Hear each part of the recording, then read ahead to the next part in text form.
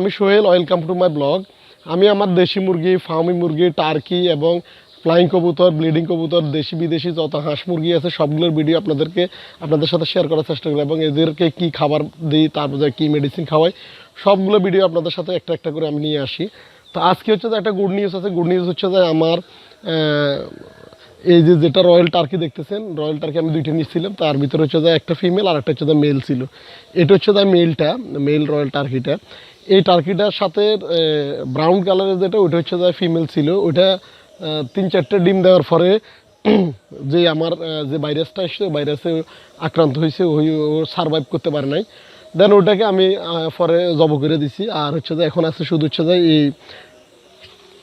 White colour, যেটা white plus black মিশ্রিত, যেটা এই মেলটা আছে। আর একটা ফিমেল আছে, ওইটা হচ্ছে যাই যেটাকে আমরা কোয়েল টার্কি বলি, ওইটা হচ্ছে যাই ডিমে তা দিচ্ছে।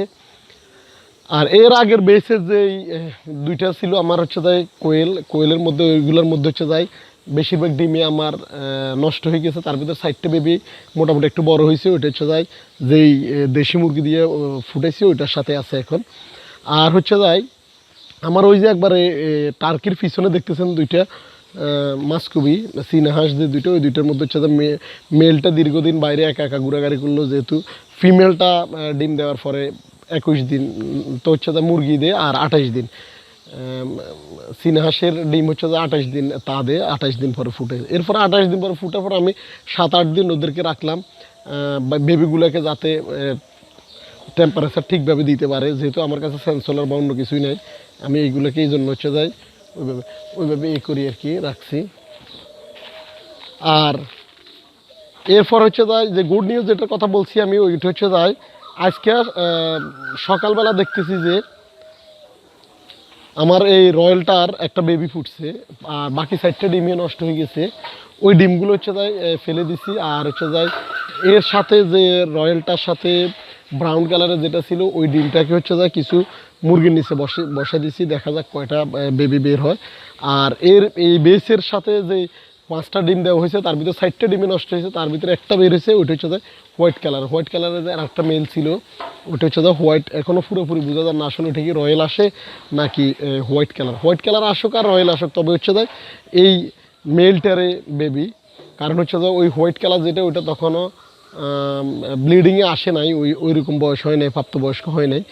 এটার যতগুলো হচ্ছে যে আমার ক্রস বিট হচ্ছে যে সবগুলো হচ্ছে যে এই মেলটারে।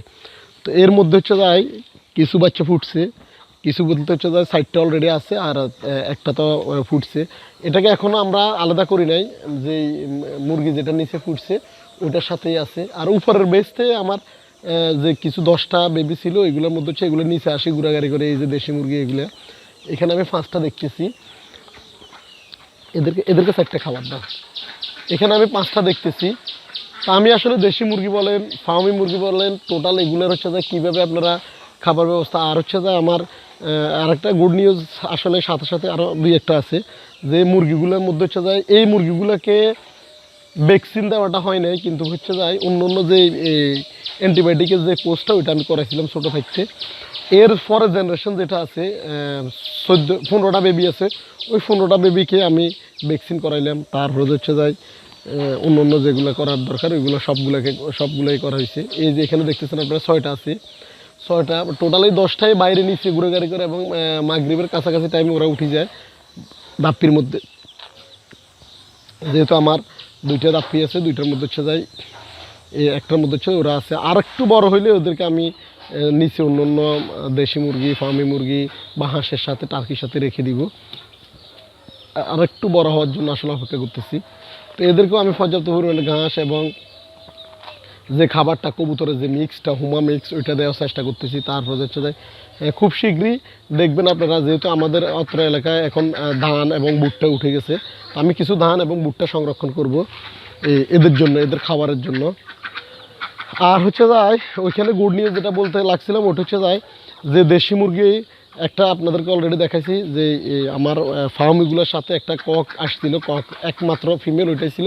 ওটার ডিম দেওয়ার পর খুবই অসুস্থ অবস্থা ছিল, ওটা বসে আছিল, সাদা চুনা পায়খানা করতেছে। এখন আল্লাহর রহমতে ঠিক আছে। নেক্সট আরেকটা ভিডিওতে আপনাদেরকে আমি দেখাই দিব যে আমি কোন কোর্সটা করাইছি। এর ভিতরে হচ্ছে আমার কিছু মেল, একটা মেল ছিল হচ্ছে যে ফার্মে সবচেয়ে বড় যেটা ছিল ওইটাও সার্ভাইভ করতে পারে নাই। তারপরে হচ্ছে দেশি আরেকটা মেল সার্ভাইভ বলতে হচ্ছে যাই ওটা মারা যায় নাই, মোটামুটি অবস্থা খারাপ দেখে ওটা জব করে দিছি। এরপরে হচ্ছে যে আবার দেশি আরেকটা হচ্ছে যাই দেশি একটা মরক ছিল ওইটা আজকে জব করে দিছে। তো এই হলো দুইটাই হচ্ছে যাই। আর যেগুলো টিকতেছে ফিমেল, কিছু ফিমেল টিকতেছে, ওইগুলোকে দেখাবো আপনাদেরকে। আর আসুন দেখাই আপনাদেরকে যে টার্কির বেবিটা। এই যে এগুলো জাম্পিং করে করে দুইটাই নামছে, দুইটা বলতে হচ্ছে 6টা তো আগে নামছে আর বাকি 4টা একটু আগে নামলো, কারণ এরা জানে যে এখানে পার্টি হইতেছে, ডিনার করতেছে ওরা। এখনো রাত হয় নাই, তার আগে ডিনারের জন্য সবাই রেডি। দেশি হাঁসটা আসলে দীর্ঘদিন আমাদের পোষা, মোটামুটি হচ্ছে যে এটা আমাদেরকে সাথে ঘোরাঘুরি করে বা আমাদের বাড়ির আঙিনা চিনে দেখা যাচ্ছে বাইরে গেলেও এর অত বেশি খোঁজাখুঁজি করা লাগে না, এই জন্য ওটাকে আমি রেখে দিচ্ছি। এটা ডিম দিচ্ছে না, তারপরও এমনি আছে।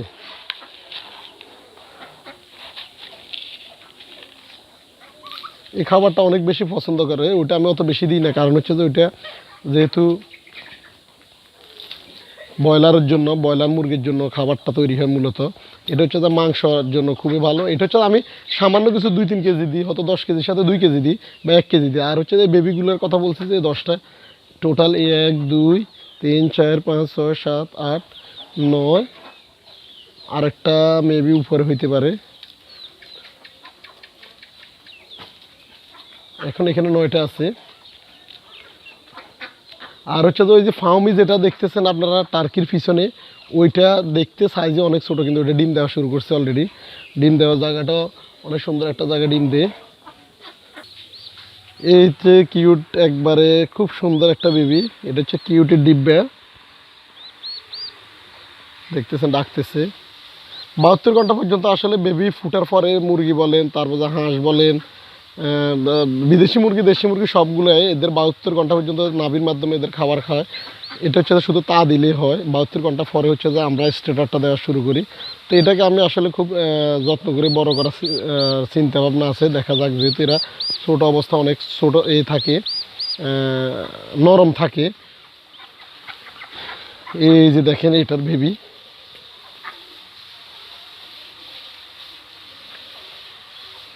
রয়্যালের বেবি রয়্যালে হবে মনে হয়।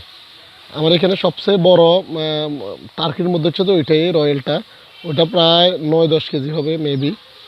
তারপরেও ওইটার ওয়েটটা আমি দেখাবো আপনাদেরকে।